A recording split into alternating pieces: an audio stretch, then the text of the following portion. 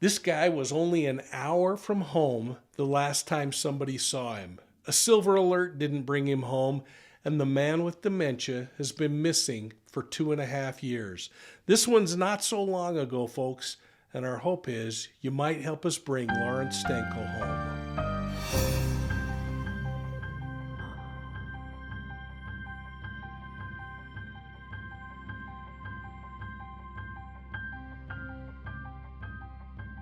Hey folks, welcome to Profiling Evil in this missing person episode. I hope that you'll take time to hit that like and subscribe button and ring the bell so you're getting all of our notifications on videos like this one and all the stuff that's coming out in the future. Hey, please make sure you're sharing Profiling Evil with all your friends. And again, hit the like and subscribe button. Now, this video was created more than a year ago while we were working with Adventures with Purpose. And folks, we did the investigative groundwork on a bunch of cases for the team back then. That was all before their troubles started. We helped them find four people that have been missing, one for almost 20 years. We're really proud of that work, and we're proud of the chance we had to work alongside of their team and their efforts in trying to find people. Now, for the sake of both sides of that horrible situation, the situation they find themselves in today, we pulled back a little bit while we watched and waited. I really hope justice is served and that long-seated injuries can begin to heal for both of the parties involved in this thing. There needs to be justice. Now, that said, we sat on these cases for more than a year and waited for things to settle down. But a few months ago, I was contacted by some of the families of the cases that we looked into, and they asked if we'd share their stories. Now, I do this knowing that some of you might criticize us for stepping up and sharing these stories because we were associated back then. But I hope you'll consider the family members and their feelings and their desire to have their loved one's story told. I hope, in essence, that you'll agree with me that their stories still deserve being shared. So, we're going to dig into this, and I'm being joined by my friend Taylor Nichols of TGI Crime Day. Again, keep in mind, this was recorded nearly a year and 4 months ago, so some of the audio and the video isn't that great, but it's usable, and again, I think the story's worth telling. So, with that, let's jump into this case, Taylor. Lawrence Stuenkel was only an hour away from his home the last time he was seen. A silver alert was put out when he didn't return home after a trip to the Cleveland Clinic in Weston, Florida. There was immediate concern for his safety because he suffered from dementia. Taylor, this case really captivated me, and this guy really captivated me. Tell everybody what we're talking about today. 77-year-old Lawrence Stuenkel was last seen leaving the Cleveland Clinic in Weston, Florida around 11 a.m. on September 15, 2020. This was not very long ago. The Cleveland Clinic offers emergency services, a pharmacy, and 35 specialties, and it would be interesting to know what he went to this clinic for. Unfortunately, there isn't a lot of public information about Lawrence's movements leading up to his disappearance. But we do know that he was suffering from dementia. Lawrence and his wife, Carol, were living in a resort community in Palm Beach Gardens. Before moving to Florida, the Stuenkels lived in South Carolina where they worked together at Larry's outplacement consulting firm. The firm, Lawrence and Allen Inc., specifically helps people transition into new jobs. I'm guessing that they moved to Florida to enjoy their retirement, but the diagnosis of dementia probably changed things very drastically for them. Mike, what else can you tell us about Larry?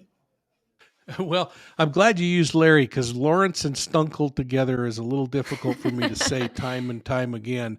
And I found this Larry to be a pretty amazing guy. But one thing I did find, this job that he had, this firm that he ran that helped people transition to a new job, Lawrence wasn't the kind of guy you wanted calling you because that usually meant that you were on the chopping block and you were going to be needing to look elsewhere. But he gave some great information to others about how to transition from job to job. As I looked at this thing, I also wondered if there was another reason that they chose Florida. And that was because I found some old articles that said he traveled to Florida with his family when he was younger, and that a lot of his more memorable trips were with his family and during college in that same area where he was living when he disappeared. So we weren't able to uncover this, but I don't know if maybe it was a place that his parents retired to or if there were other family members. But for some reason, that place really spoke to them because they left a beautiful place in South Carolina to live there. So, it's going to be interesting. I don't know if we'll ever get feedback from family members, but I'd like to know. And I kind of theorized that there were family members that were another anchoring reason for them to go there. Um, like you, I think most people who referenced this guy called Lawrence just called him Larry. And isn't that cool that he was just casual enough that he went by Larry? And I think he was really successful in his business, and he did very well financially. I'm going to use Larry going forward because it's just a little bit easier. And frankly, I think that he would prefer that we use that name. Now, everything that I've been able to uncover about Larry is that this guy was laser focused when it came to running his business. And in looking at those news articles that were online, this guy is quoted giving advice to people who are transitioning through jobs or looking for jobs. He didn't believe in giving answers that were superfluous, though. He was like a direct kind of a person. He wanted the questions and answers to be specific. For instance, I found this kind of interesting, and I'll kind of pose it as a question to you. He counseled job seekers when asked, "Tell me about yourself," very specifically. If someone said, "Tell me about yourself," Taylor, would you be kind of the kind of person that would maybe go off and tell them all about your life story, or would you say, "I'm really good at doing podcasts"? Well, thank you. That's actually funny that you brought that up. I saw that same article where he gave the answer to give a basically have a script in your head of what you say every time someone asks you that.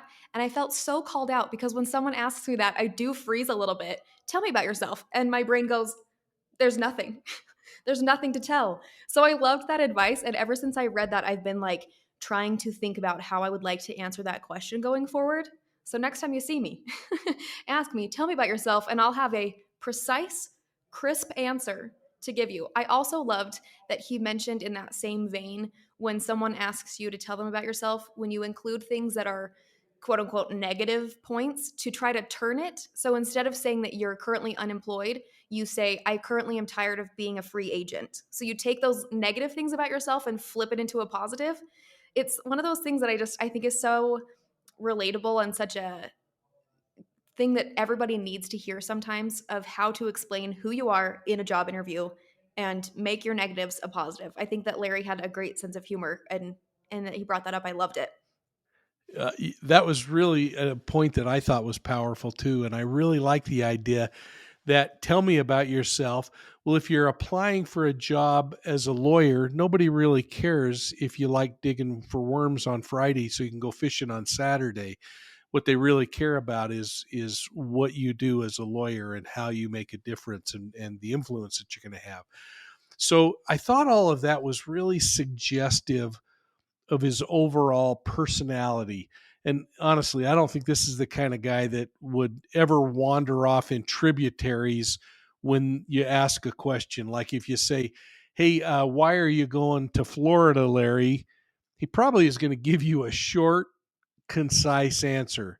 He's not going to go off like I did earlier about does he have family and did he do this? And when he was a child, he thought about that. He's probably going to say, because I have a home down there that I like to stay in or something like that.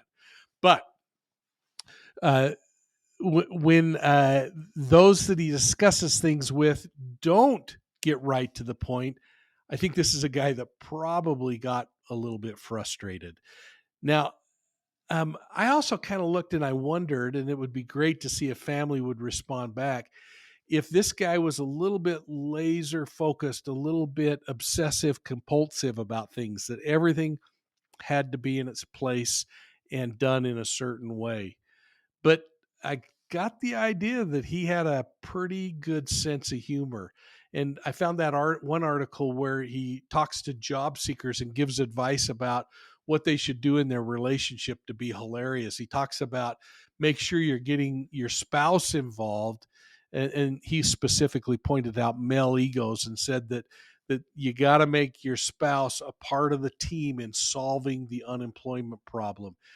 And he said you got to include fessing up when you spend more money than you should have when the budget was tight. So all of those things were really telling to me as I looked at his relationship with his wife. I also thought his wife was no wallflower. What did you think about her? Yeah, his wife Carol seems like such a lovely person. I read an article that talked about when they moved to South Carolina, they moved their business there as well. And at first, they had been looking into different properties that were a little bit smaller. And then they found this beautiful farm and they ended up falling in love with it. And she told him, "We can buy this place and move tomorrow. I would leave the city behind. Let's do it." So they moved to that farm in South Carolina. And she was described as an artist in this article, and she talked about how she helped to landscape and put together this beautiful garden, and they built a pond in the property. So she seems like she was very independent and kind of a go-getter for herself. I know that they did work together at his firm, which funny enough is called Lawrence and Allen Inc. Lawrence is his first name, Allen is his middle name. And I love that he did those two names instead of, he didn't have a specific partner that he wanted to put with it. And maybe it just sounds, I wish I knew why he decided to go with Lawrence and Allen Inc. because that is his middle name. It's That so funny. He that just seems was like funny. he has a good sense of humor, it seems like, and it seems like they had a really good relationship from what we know. And like you talked about, including your partner in your decisions and things like that. I loved kind of getting to dive into that side of them a little bit. Yeah, and I think that their property was not that small. I think it was more in the tens or hundreds of acres. Oh, I think I don't And know maybe we how can, big an acre is. I'm yeah, like, maybe in my yeah. head, an acre is a lot bigger than it actually is. Well, it is a big piece of ground, though, and you're right. I don't think Carol was any wallflower by any stretch of the imagination. I know that she was educated. I know that she was goal oriented, but this woman was also an accomplished equestrian. And that was another reason why Florida was important because for some reason in the wintertime they would trailer their horses down to Florida where she'd continue to train. And then something happened. There were some health issues that came up, and that kind of brought an end to those types of activities. But again, we reached out to family. We got a response back saying talk to the police, and of course, police didn't respond. So it's pretty difficult to know. Again, we're basing a lot of information on some old newspaper articles, some property records, some other things. But this case, to me, as I looked at it, is a really good example of how a seemingly happy and healthy person can have underlying issues that change their life and in some cases dramatically change their life. Sadly, I think it's starting to help explain some of the things that happened, like his disappearance. But it doesn't shed the valuable evidence that we would like to help us to know where he might have gone. And this one was a wild batch of locations. All we know is that the last place he was seen was leaving that Cleveland clinic with a destination of going home. And again, you talked about what the Cleveland clinic is known for. We just don't know why he was going there, and that's why it's so important that families would help as we look at where the most probable locations might be, because the clinic's 65 miles from his home. That's an awful long way, and they're passing a lot of hospitals in between. Something special about that clinic. Definitely. I wish that we knew specifically why he went to that one. Like you mentioned, there were multiple different hospitals and clinics on his way there. So I would be really interested to know what the draw was to that specific clinic. And like you said, 65 miles, it's not a super far drive, but it's definitely a lot more out of the way than some of the closer clinics to him. But like we said, that's information that we just don't have. I actually read an article on the Cleveland Clinic website that talked about how challenging COVID isolation could be for patients with dementia and their caregivers. Larry went missing in September of 2020, and Florida had started opening things up a bit by that point, but I imagine that would have been a challenging time for them, especially when it seems like they were a couple who enjoyed the outdoors and being outside and traveling when they could. I wonder if that explains why he went to the clinic alone rather than having someone with him. And yet, it still makes you, as we think about the risk continuum, it still makes you wonder. He must not have had dementia at a point that the family was worried about him. But yeah, what are your thoughts about that? He's alone. Is that why? Is maybe he's not as bad off, or that the hospital won't let her come in anyway? That's a really good point. I hadn't thought about that. I kind of forgot that there was a point where, and probably still is in some places, where during that COVID lockdown, it was only the patient who absolutely needed to be there that could be there. You weren't able to bring family members into clinics with you and things like that. So maybe that does explain, maybe that's a really reasonable, easy explanation for why he was alone that day. And I think you bring up a really good point. Maybe it was a new diagnosis. Maybe things weren't to the point where they were concerned about him driving, um, but it is really interesting to think about because it seems like if he did have dementia and they knew that there was a possible risk factor there, it seems like a weird thing to let him drive an hour away and to not know exactly what's going on in that situation. Yeah, and it goes back to that behavior of a person who's going through this transition in their life. He's been a decision maker. He's run a successful business, an incredibly successful business. He's made decisions without having to have somebody else tell him what to do. I'm sure that emotionally, this was a really difficult time for him to face those kinds of things. And, while again, it would be nice to have the family helping us out and giving us some informations on the case, I certainly understand why they are a little reticent to talk to folks they don't know. And frankly, how long should they have to continue reliving these experiences and memories for them? In this case, it's only been 18 months, though.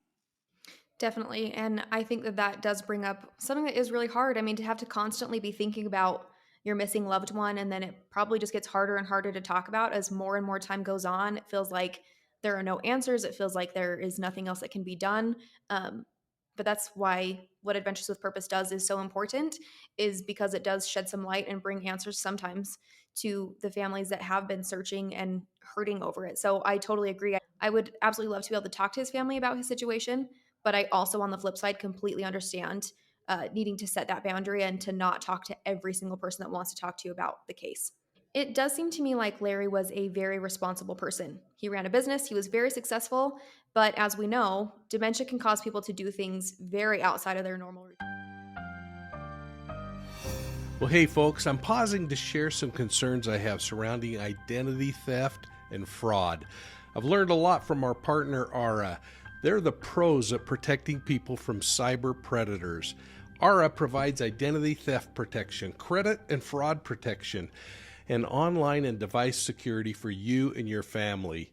They taught me to think twice before answering those online questionnaires designed to steal our personal information. It must be working because U.S. statistics show that 33% of us have been victimized by identity theft at an annual cost of more than $56 billion each year. Our protection plans come with around-the-clock support, a money-back guarantee, and $1 million theft policy. But here's the best part. You can try Aura for free by clicking on this special Profiling Evil link in the description down below. When you do, we get a small commission. But think about it. You insure your car and you insure your house. Don't you think it's time to insure your identity? Now let's get back to today's discussion. So, Mike, as I was looking over this area in Weston where the Cleveland Clinic is located, I was actually very surprised to see that it looked like there's almost as much water in the area as there is dry land. The Cleveland Clinic is about an hour away from Larry's home in Palm Beach Gardens. And so, walk us through your thought process when you look at those maps. Yeah, this one has really baffled me on a number of different fronts, Taylor. And I'm wondering, do we know if the trip to the clinic was a planned trip? Do we happen to know that? Not that I know of. Like we talked about before, it seems like it's so far out of the way that it makes me think that it was because of an appointment that he would drive 65 miles to go, but I have no idea. There wasn't any specific information about why he was there, or if it was planned. Yeah, as we look at this thing on a map, you're absolutely right. This is a long ways away. And I didn't see a dementia specialty listed on the Cleveland Hospital website, but I mean, that certainly doesn't mean there isn't staff that specialize in all kinds of forms of Alzheimer's and dementia. I'm wondering, though, could there have been another diagnostic reason that he was there? Was he visiting because he had some issues with COVID, or were there other health concerns? I mean, here's the part that really bugs me. Let's look at this map. He would have passed a batch of hospitals to get to his home from and over to the Cleveland hospital. In fact, I mean, look at this, Taylor. As we look at this on the map, he passes 34 different hospitals to get from his home to the Cleveland Clinic. Now, those aren't clinics; those are hospitals. uh, this is something really interesting to me, and it makes me think this hospital has to be really special. So I'd like to know more about what that is and really why he was going there. Why he couldn't go somewhere else that maybe was a little closer. Now, the only thing I do know is that this is a teaching hospital, meaning that the doctors there are world class, and maybe that's the reason, and frankly could be reason enough to go and search in an area like that. As I dug into the geography of the area, I found myself going down a little bit of a rabbit hole as I wondered why Larry and his wife chose Palm Beach Gardens as their retirement home. I was not surprised as I learned more about the community, though. Its history is wrapped around cattle ranches and pine forests, along with the traditional Florida swamplands. Suddenly, it was all making sense why the Stuenkels would so easily call it home after living in their own ranch in South Carolina. But this wasn't a John Denver Country Roads kind of a location. This was an upscale community of about 60,000 people who enjoyed 12 golf courses that are commonly visited by some of the world's best golfers. Palm Beach Gardens has hosted the Honda Classic, the PGA Championships, and the Ryder Cup. The city is also anchored by Major League Baseball groups like Houston Astros and the Washington Nationals. The police agency tasked with finding Larry has about 120 sworn officers, certainly enough to have specialized assignments and detectives that are good at missing person cases. The city also has a fire department, but I couldn't discover one way or another whether there was a dive team. I would only assume so since there are so many bodies of water. Said there is a batch of water. I mean, almost as much water as there is land in this location. And that means there are a ton of locations where Lawrence Stuenkel's vehicle could be underwater and hidden. Now, I like to, on these maps, show where the ponds are in red rather than blue, just for illustration purposes. So as I do this, again, I mention that and show you this, just again, bringing to clarity how many waterways that are there that you've talked about. Definitely, especially with all of those different options of where they should even begin to search. It's hard to know if he left that parking lot and then ended up in one of those bodies of water, if it was closer to his home. Unfortunately, without knowing why he was traveling there, it also did just occur to me that it's possible that maybe he went to that location to visit someone. I think maybe he had other family that lived out there. Maybe someone he knew was a patient at that specific hospital. But of course, that's just speculation. I'm just trying to come up with reasons why he would drive so far to go to that specific clinic. Gosh, that's a great thing though, and isn't that exactly the example that we talk about when we say do not theorize before you have facts? Because I have been so laser focused. I do this for a living, and I've been so laser focused that Larry Stuenkel was going to the hospital for himself, and all of a sudden you just completely blew my theories with the idea, well, what if he was just visiting somebody else? Again, another reason why family and having more intimate knowledge is so important in these cases. Absolutely. And I was in the same brainwave that you were. It did not occur to me until just now that there's more than just one reason to go to a hospital, and it's to see someone else. But of course, speculation and just best guesses. I would be really interested to see where they decide to start looking in that area.